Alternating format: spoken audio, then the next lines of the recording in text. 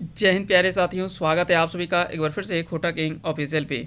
आइए हम लोग आज जिस कविता के बारे में पढ़ने वाले हैं, आज हम लोग दो कविता मुख्य रूप में पढ़ेंगे। ये छोटी छोटी कविता है, इसलिए हम लोग दोनों कवर कर लेंगे। एक है कविता नीत गजगज काहे करे मौके, और एक कविता हम लोग पढ़ेंगे गधा के बाप कहे हतो। तो दोनों कविता ये छोटी छोटी कविता है जिसके बारे में हम लोग जान लेंगे। उसके बाद जो भी सवाल बन सकते हैं वो सवालों के संभावनाओं को भी हम लोग देखने वाले हैं। सबसे पहले यहाँ पे है, कविता को पढ़ लीजिए, उसके बाद हम लोग एक एक करके सभी चीज़ों को समझेंगे। सुनगे काकी सुन गो काकी, रिचिक आबा हमर पास। काकी सास यानी सास में जो कह सकते हैं कि जो पत्नी की चाची होती है ना, काकी चाची जो होती है उन्हीं को काकी सास बोला गया है। तो दामाद यहाँ पे जो वो अपना ससुराल जाता है। अब भाई क्यों जाता है, बहुत कारण हो सकता है, लेकिन इस कविता में जो दामाद जाता है अपना ससुराल, वो इसलिए जाता है अपनी पत्नी को लाने के लिए ससुराल जाता है। क्यों जाता है? क्योंकि पत्नी जो वो रुइस करके अपन नहरा चल जाए, है ना, रुइस के यानी गोसाए के। अब गोसाए के अपन नहरा चल जाए तो लाने खातिर ओकर पति जाए अपन ससुराल कि कोनो तरीक अपन कन्या के लाने के, तो वह क्रम में जाए। और यहाँ पे अपन काकी सास से बोलोगी सुन गो काकी, रिचिक आवा हमर पास। रिचिक यानी तनी आवा हमर पास। बोल की भेले दमाद दमाद जी? बोल कही सुनी बुझाए दिया ओके ओकरे, है ना, कही सुनी बुझाए दिया ओके, नीत गजगज काहे करे मोके। कि तनी कह सुन करके ओकरा बुझाए दिया। नीत गजगज यानी नीत मतलब डेली, गजगज मतलब किचकिच, काहे मतलब क्यों, करे मौके यानी करती है मेरे साथ। यानी डेली में खिचखिच जो वो काहे करती है मेरे साथ, वो पूछिए तनी, और तनी सब कही सुनी के बुझाए दे ओकरा कि आखिर में डेली हमारे साथ खिचखिच काहे तरी करू है ना, यानी डेली कचकच जो वो करू है वो काहे करू है। पति पत्नी में जो झगड़ा चलता रहता है, खींचातानी, उसी के बारे में यहाँ पे बातें किया गया है। तो वही वहाँ पे जब अपने पत्नी को लाने के लिए जाता है ससुराल, तो वही बोलता है काकी सास से कि जा करके आप लोग थोड़ा उसको समझा दीजिए, कब सुन करके, है ना। मुड़ दुखा जर भेल है, मुड़ दुखा जर भेल है। अब मुड़ दुखा यानी सर दर्द कर रहा है, जर भेल है मतलब बुखार लगल है, जर का मतलब होता है बुखार। तो बोलता है कि मुड़ दुखाए रहल है, बुखार लगल है, ताबो आयल हथ लिए, तबो आयल ही हम लिए वास्ते अकरा, काहे ले, काहे कि गोसाए के आयल है से खातिर अकरा लिए आयल ही हम। सभिन मिली बुझाए दिहक, चलो धीरे धीरे, कि सब मिल करके तनी बुझाए दे है कि अब हमारे साथे ही चलते ना गोसाए, अब है ना, अब हम लिए लाए लिए। बरंग रास्ताएं लेवे कांधे, एखन चला हमर साथ हैं। अगर मान ले कि रास्ता में ही कोनो तरी थक जाए तो हम कंधा में उठाए लेवे, इतना तक कह रही हो, लेकिन कहे अकरा चले वास्ते हमर साथे चले, एखन चले हमर साथे। काल विचार करबे 10 जने साक्षाते, यानी काल हम विचार करबे अगर 10 गो आदमी बैठाए करके, एकरा तो पूछबे करबे कि काहे तरी हमारे साथ डेली किच किच करो है, लेकिन अभी तोहनी नगरा बुझाए दे और हमार संगे जायल कहे। काल विचार करबे 10 जने साक्षाते, नीत गजगज काहे करे मौके, यानी कल 10 आदमी को 10 गो पंच के बैठा करके बात करबे और पूछबे, और पूछे कहब गए कि 10 आदमी के आखिर में पूछे कि काहे ही हमारे साथ कच करो है डेली तरी, है ना। तो यहाँ पे बातें जो किया गया है वो कवि जो वो यहाँ पे बताना चाहते हैं कि एक कह सकते हैं कि एक ऐसी कविता के रूप में यहाँ पे दोनों चीज़ समझ सकते हैं कि पति पत्नी के बीच में जो झगड़े चलता है उसको, उसी के बारे में इस कविता में समझाने का जो वो प्रयास किया गया है ना। तो ये छोटी सी कविता थी, इतना ही इस कविता में है। अब है कि सवाल यहाँ से कैसा कैसा बन सकता है। तो देखिए बहुत ज़्यादा शब्दावली यहाँ पे कठिन तो प्रयोग नहीं किया गया है। ये सवाल तो सारा शब्दों से आप परिचित हैं भली भांति, है ना। तो ये सब तो आपको पता ही है। हो सकता है कि आपको यहाँ से सवाल क्या बन सकता है, नीत गजगज करे काहे करे मौके। तो यहाँ पे नीत गजगज के मने की हो, नीत मतलब डेली, गजगज मतलब कचकच करना या परेशान करना, है ना। काहे करे मौके ये तो पता है। रिची का अर्थ होता है थोड़ा सा, रिची कटी सुन, है ना, ये सब तो पता है इसका अर्थ होता है थोड़ा सा। तो बाकी के सब कुछ तो बहुत कठिन शब्दावली है नहीं। संतोष कुमार जी के द्वारा लिखी गई कविता है, एक मौनी फूल की ये कविता है। और क्या सवाल बन सकता है, यह किस प्रकार की कविता है, यानी कैसी कविता है। यह एक पारिवारिक कविता के रूप में दिखाया गया है। तो यह एक पारिवारिक कविता है। यहाँ तक क्लियर हो गया, बाकी का और कुछ तो वैसा है नहीं। है ना। तो इस तरह से अगर देखा जाए तो बहुत ज़्यादा इसमें से कठिन सवाल जो वो नहीं बन सकते हैं। ये छोटा सा 2-3 सवाल बनने के चांसेस हैं। तो इन्हीं में से कोई सवाल आपसे पूछ लिया जाएगा। चलिए आगे बढ़ते हैं, आते हैं अगली कविता में, जिसका नाम है गाधा के बाप कहे हतो। इसको भी ये संतोष कुमार महतो जी के द्वारा लिखी गई इस कविता संग्रह की 9वीं कविता है। गाधा के बाप कहे हतो, तो ये तो आपने कई बार सुनते हैं कि मुसीबत में गधा को भी बाप कहना पड़ता है। अब आखिर में वो मुसीबत कौन सा है, उसके बारे में भी आज हम लोग जान लेते हैं, है ना। तो इसके बारे में संतोष कुमार महतो जी ने बहुत अच्छी कविता लिखी है। कहता यदि इस युगे तोय बाँची रहे चाहा है तो गधा के बाप कहे हतो, कि यदि इस युग में बच करके रहना है भाई तब गधा के भी बाप कहे हतो। दिन के रात कहे हतो, दिन के रात कहे हतो, यहाँ पे के छूट गया है कि दिन के रात कहे हतो, छगरी गोड़े तिल दिए हतो। अब यहाँ पे एक लाइन और छूटा हुआ है, यहाँ पे एक बार हम बता देते हैं अच्छा से। कहता है कि यदि ई जुगे तो बाँची रह चाह है तो गधा के बाप कहे हतो, रात के दिन कहे हतो, और भवासिन के बहिन माने हतो, भवासिन के बहिन माने हतो, छगरी गोड़े तेल दिए हतो, गधा के बाप कहे हतो।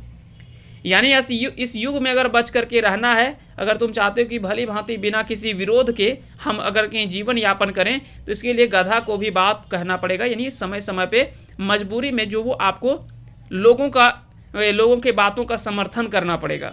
जैसे अगर कोई बोल रहा है कि अभी तो दिन के बोल रहे लो कि रात हो, तुम बोल दे हाँ रात हो, हम जान रही कभी तो रात ही है ना। छगरी गोड़े तेल दिया तो इसके बारे में तो पहले हमने बता दिया है कि छगरी गोड़े तेल दिए मतलब कि कहल गेल है, यानी अपने से कमज़ोर लोगों को भी आपको मान सम्मान करना पड़ेगा और उसको भी पूछना पड़ेगा, है ना। जकर पास कुछ ना हो वोकरो तोरा जो वो समय समय पर तनी मान सम्मान दिए हतो, गधा के बाप कहे हतो। मर्द आगे यहाँ पे है कि मर्द भय ढेंकी चाहते, मर्द भय ढेंकी चाहते, जनी भय लाठी धरे, कि जे मर्द हो वो बेचारा ढेकी कूट के उन्हें काम कर लो और जनी भय करके लाठी धर ली हो। मान मर्यादा छड़ी के, यानी मान सम्मान छोड़ करके मने का गुमान मने राखी के, मन का गुमान जो वो मने राखी के, बरसाती बेंगे संगे टर्टर करे हतो। बरसाती बेंग आपने देखा होगा, जब बरसात का दिन होता है तो एक साथ में कई सारे मेढक जो वो टर टर टर टर या एगो जैसे वो टर टर बोला तो ओकर साथे एगो शुरुआत कर देतो। यानी यहाँ कहे का अर्थ है कि एगो जे काम कर लो तोरो ओकरे साथे वह तरी चलेल हतो। ना कहल गेले भेड़िया धसान तो वह ला भेड़िया धसान तरी तोरो चलेल हतो, कि जे तरी बोल रलो वह तरी तोरो करेल हतो। अपन मन के गुमान यहाँ पे मन में रख करके और बरसाती बेंग बन जाल हतो, यानी सब जे कर लो तुहू वह कर। कांधे छाता हाथे बेग लय घूरे हतो। अब यहाँ पे आपने समझ लिया कि यहाँ पे इशारा किधर किया गया है। बड़े बड़े लोगों के पास में आप लोगों ने देखा होगा कि मुंशी रहता है, या तो उसका जो कह सकते हैं कि कैशियर वगैरह होता है, तो देखिएगा कि साथ में हाथ में हमेशा एक छाता और हाथ में बैग लेकर के वो घूमता है। मुंशी जो पहले के समय में बोला जाता था, है ना। तो उस तरह से भी करना पड़ेगा, एक दूसरे का साथ में पीछे पीछे भी घूमना पड़ेगा। दिन के रात कहे हतो, दिन के रात कहे हतो, गधा के बाप कहे हतो। आगे बोलते हैं कि मने के बात मने राखी के, आंखें के लोर आंखें मारी के, कि मने के बात मने राखी के, मन का बात जो वो मन में ही रख करके, आंख का लोर जो है यानी आंख का आंसू जो है वो आंख में ही मार करके, काने सच बात सुनी के, कान में सच बात सुन करके, मुँहे कुलूप दिए हतो, मुँहे कुलूप दिए हतो। यहाँ पे बोलते हैं क्या कि सब कुछ सुन करके भी, है ना, सब कुछ सुन करके भी, देख करके भी, फिर भी चुप रहना पड़ेगा। और समझ लीजिए कि आप अगर कुछ देखें तो सोच लीजिए कि हम अंधा बन करके देख लिए, अगर कुछ सुन रहे तो समझ लीजिए कि हम बहरा हो गए, हम कुछ नहीं सुने हैं। ना बोलते कि बहुत बार राजपाल यादव बोलता है कि हम तो गूंगा हैं, कैसे बोल पाएंगे, और वो बोल रहा है लेकिन फिर भी बोल रहा है कि हम तो गूंगा हैं। तो ठीक उसी प्रकार से है कि वहाँ पे कुछ ना बोल, हम ना कुछ नहीं देखे हैं, है ना। चमचा के बात हुकार भरे हतो, जो चमचा है ओकर बात के हुकार भरे हतो, चाहे वो कायन गलते बोल रलो लेकिन फिर भी हाँ बोल, हाँ जैसन गुरु तैसन चेला बने हतो। यानी जैसन गुरु कहावत है ना, अंधर गुरु बहिर चेला, मांगे गुर दे ढेला। तो बस वह वाला तरी करेल हतो, यानी जैसन गुरु है तैसन चेला बने हतो, दिनेक रात कहे हतो, गधा के बाप कहे हतो। अगर देखा जाए तो यह एक मुख्य रूप में अगर देखा जाए तो यह किस प्रकार की एक कविता है, तो यह एक तो फिंगाठी किस्म का जो वो कविता है, लेकिन यहाँ पे जो शैली का प्रयोग किया गया है वो क्या है, यथार्थवादी शैली का प्रयोग किया गया है। यथार्थवादी शैली कहने का अर्थ क्या है कि हम उस चीज़ को देख रहे हैं अपने नज़रों से, हमारे नज़र के सामने वो घटना जो वो घटित हुआ है।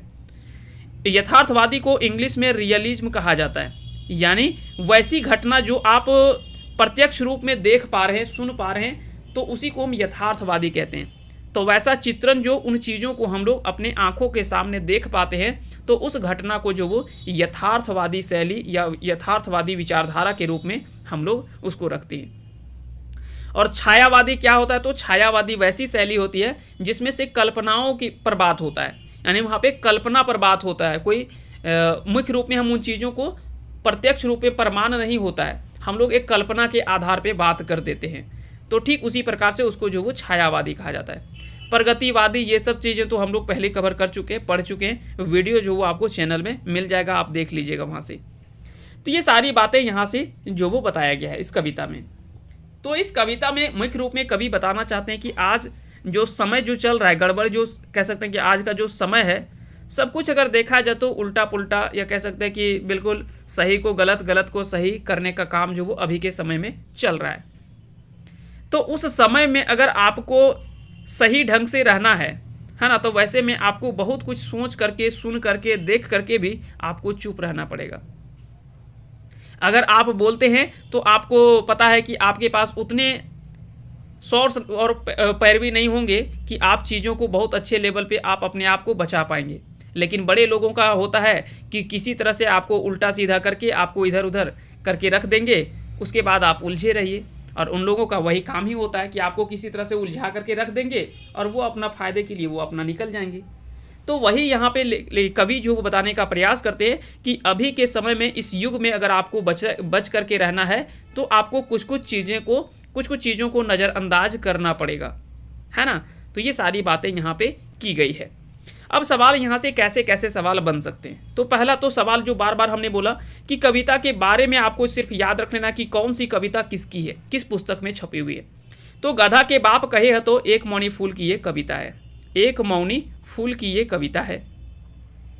किसके द्वारा लिखा गया है, तो संतोष कुमार महतो के द्वारा लिखा गया। ये सब तो रटा गया होगा अब, है ना। इसके बाद में तो अब आपको कभी दिक्कत ही नहीं होगा।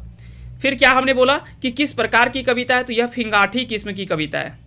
फिंगाठी किस्म की कविता है, यानी एक व्यंग्य के रूप में कह सकते हैं कि फिंगाठी, है ना। उसके बाद है कि इसमें से किस शैली या किस विचारधारा झलकता है इस कविता में, तो आपको दिख रहा है कि यथार्थवादी विचारधारा जो यहाँ पे देख रहा है, यथार्थवादी शैली में लिखी गई कविता है ये। बाकी के और शब्दावली से कुछ कुछ चीज़ें यहाँ पे दिया है, तो उससे शब्दावली से आपको पूछा जा सकता है, तो वो सब तो आपको भली भांति पता चल ही गया, और जो भी था हमने बताने का प्रयास भी कर दिया। तो यही कुल मिलाकर के यह कविता था। उम्मीद करते हैं कि आज की ये दोनों कविताएं आपको अच्छे से समझ में आ गया होगा। अगली कविता हम लोग आगे बात करेंगे। जो अगली कविता का नाम है चमचा, है ना। चमचा ये 10वीं कविता होगी। इसके बाद हम लोग जो वो आगे के सारी कविताओं को हम लोग पढ़ेंगे, है ना। जो भी है 31 कविता, इसमें से जल्दी हम लोग जो वो 31 कविता ख़त्म कर लेंगे। उसके बाद फिर हम लोग जो वो अगली जो भी आपको कविता संग्रह पढ़ना होगा, आप हमें कमेंट बॉक्स में लिख दीजिएगा कि इसके बाद जो वो आपको कौन सी पुस्तक की कविता जो वो पढ़नी है ना। तो आप कमेंट कर दीजिएगा। आप लोग 3 ऑप्शन है, तीनों में से आप बता दीजिएगा आपको दामोदर कुराय पढ़ना है इसके बाद में, या तो फिर आँखी गीत पढ़ना है, या तो फिर खोठा काठे पैदे खंडी जो A.K. झा जी के द्वारा लिखा गया है। इसके बाद आपको ये पढ़ना है खोठा काठे पैदे खंडी। इनमें से अगली कविता जो कौन सा होगा, किस पुस्तक का, ये आप लोग कमेंट करके बता दीजिएगा। हालांकि अभी एक मौनी फूल की कविता अभी ख़त्म नहीं हुई है, लेकिन फिर भी आप लोग कमेंट करके बता दीजिएगा हमें। तो उसी प्रकार से अगला कविता जो है उसी पुस्तक से हम लोग लेकर के आएंगे। चलिए, बहुत बहुत धन्यवाद आप सभी का हमारे साथ जुड़े रहने के लिए अंत तक।